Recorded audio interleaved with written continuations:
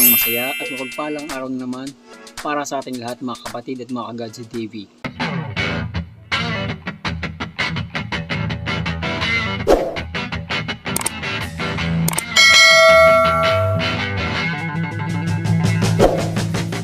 Almost 2 weeks tayong hindi nakagawa ng content kasi tinamaan tayo ng trangkaso. So napakatagal ko rin nakatay pero nilabanan natin sa awa ng Diyos ito. Okay na tayo mga kapatid. So ang video natin sa araw na ito, magbibigay tayo ng reaksyon doon sa may pastorang nag-viral. Siguro naman lahat naman tayo ay nakapanood ng video kung paano niya kinikriticize at dinedegrade yung mga hindi nag-aral at walang pinag-aralan. Nope. Sabi niya sa kanyang preaching, ang mga born again Christian na gaya natin ay royal. Hindi dapat pumapatol o nag-aasawa sa hindi nag-aaral o walang pinag-aralan. Para sa akin, mali yung katuruan nito pastora. Kasi malinaw naman sa Biblia na sinasabi ng Panginoong Kristo na maging mabuti tayo sa mga aba, sa mga mahihirap at yung mga walang inaasahan kundi ang Diyos. Sa katuruan ng Panginoong Kristo, sinasabi din niya sa Lucas, naanin mo lahat ng kayamanan sa mundong ito, kasikatan kung mawawala naman ang iyong buhay. Maraming mga passages at mga aral sa Biblia na ang tinuturo ng Panginoong Kristo ay magmalasakit sa mahihirap. So, tama ba yung sinasabi ni Pastora? Para sa akin, ito ay applicable lamang. Halimbawa sa anak mo, pinapayuan mo yung anak mo kung paano siya mag-aasawa o paano niya bubuin yung kanyang buhay sa pagpapamilya. Pero bilang pastora, hindi ito pwedeng i-apply sa pulpito na marami nakakarinig sapagkat laban nito sa aral ng Panginoong Kristo. Kasi ang aral ng Panginoong Kristo, royal tayo sa pagpapakabuti. Hindi literal na tayo ay royal sa mundong ito o tayo maharlika, magmamataas, magmamayabang, magmamalaki. Ang tinuturo ng Panginoong Kristo ay maging ilaw tayo, mapagpakumbaba, mapagmahal, maunawain, at mahinahon.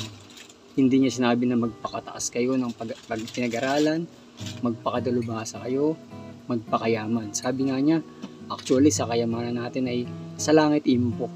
Sa langit tayo mag-impok ng ating kayamanan. Malayong malayo sa itinuturo nitong pastora na ito. So bilang born again Christian, hindi ako boto o hindi ako convinced sa mga aral ni pastora. Ang kanyang ginagamit ay wisdom of man at hindi wisdom of God. Kasi sa wisdom ni God, walang namang halaga kung kayo may pinag-aralan o wala. Basta sumusunod ka sa kanyang kalooban, pagpapalain ka niya. Actually, may mga born again Christian na kilala, wala namang mataas sa pinag-aralan, pero nakabili ng sakyan, nakabili ng bahay, nakapagpatayo ng bahay, maraming perang ipon, kasi tumutulong sila sa mahihirap. Ginagawa nila ang kalooban ng Diyos. Sila ay nagtitinda, naging negosyo, nakakaipon at tumutulong sa mga nangailangan. Maling-mali yung aral ni pastora. Maraming mga born again Christians ang nabubuhay na masagana kahit hindi naman nakapag-aral. Hindi naman lahat ng pinag-aralan ay kumikilala sa Diyos. Hindi naman lahat ng may pinag-aralan ay may mabuting puso na handang sumunod sa aral ng Panginoong Kristo. Actually, mas marami pa nga sa mayayaman ang hindi kumikilala sa ating Panginoong Kristo at sa aral ng Diyos. Sarili nila ang kanilang pininiwalaan. Hindi sila naniniwala sa tulong ng Diyos sapagkat marami silang pera. Pero ang sinasabi ng Panginoong Kristo, kaawa-awa ang sasapitin ng mga mayayaman na hindi tumutulong sa mga mahihirap at hindi kumikilala sa Diyos. Kasi itong mundong ito, temporary lang ito. Kaya ang gusto ng Diyos, magpakayaman tayo sa kabutihan, magpakatalino sa aral ng Panginoon at sumunod sa kalooban ng Diyos. Hindi niya sinasabi na tayo ay magtapos ng pag-aaral, tayo ay maging dalubhasa, mag-asawa ng mayaman, mag-asawa ng matalino, may pinag-aralan. Ang sabi niya, tayo ay magpakayaman sa mabubuting bagay, sapagkat nilikha ang tao ukol sa mabubuting bagay. Ito ay mababasa sa Efeso chapter 2 verse 10. Tayo ay nilikha ng Diyos para sa mabubuting bagay. At saka, sabi ng Diyos sa pag-aasawa, yung magkaroon ka ng mabuting asawa ay biyayang mula sa Diyos. Ito ay makikita sa kawikaan. Ito ay patunay na hindi tumitingin ng Diyos sa pinag-aralan ng tao. Tumitingin ng Diyos sa kabutihan ng puso nito at handang sumunod sa kanyang kalooban.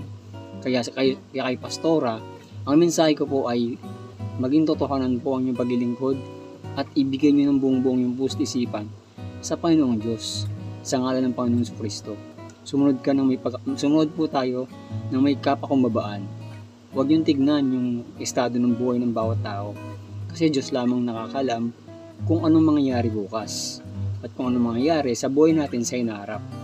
So, bilang born again Christian, idinadalangin ko sa Diyos na hipuin ang inyong puso at ang inyong isipan para magkaroon kayo ng totoong kaliwanagan at karunungan na nagmumula sa Panginoong Jesucristo.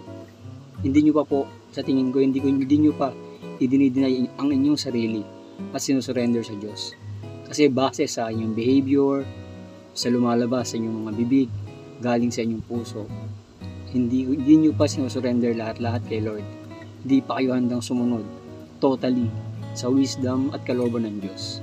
So I pray kung saan man church kayo galing, ipuin ng Diyos ang inyong puso, buksan ng mata ng inyong puso, the eyes of your heart will be open in the name of the Lord Jesus Christ. So hanggang dito lang muna tayo mga kapatid, mga Kagazid TV. Nais kong mag-iwan ng isang mensahe na sa paningin ng Diyos, ang pinakadakila ay ang mapagpakumbaba at ibinababa niya ang lahat ng mapagmataas. Kasi ang nais ng Diyos ay wala tayong pride. Ang pride ang pinakakasuklam-suklam sa paningin ng Diyos. Yun lamang po. Maraming salamat po. Nawa i-subscribe niyo po ang ating munting at humble channel, ang Kagazid TV, para palagi kong updated sa ating mga bago at susunod pang mga videos. Maraming salamat po and God bless us all. Palagi kong ipinapayo sa aking mga anak na mag-aral silang mabuti upang magkaroon sila ng magandang kinabukasan at maabot nila ang kanilang mga pangarap, makapag-ipon at makapagnegosyo, upang sa ganun, sino mang nais nilang mapangasawa, magbubuti man, magbabasura, o anumang mga simpleng tao, basta nais at handang sumuko sa Panginoon at tanggapin si Kristo bilang dakilang Diyos, ay maaari nila itong asawahin at hindi kami tututol, sapagkat sila ay mayroon ng sapat na kakayahan.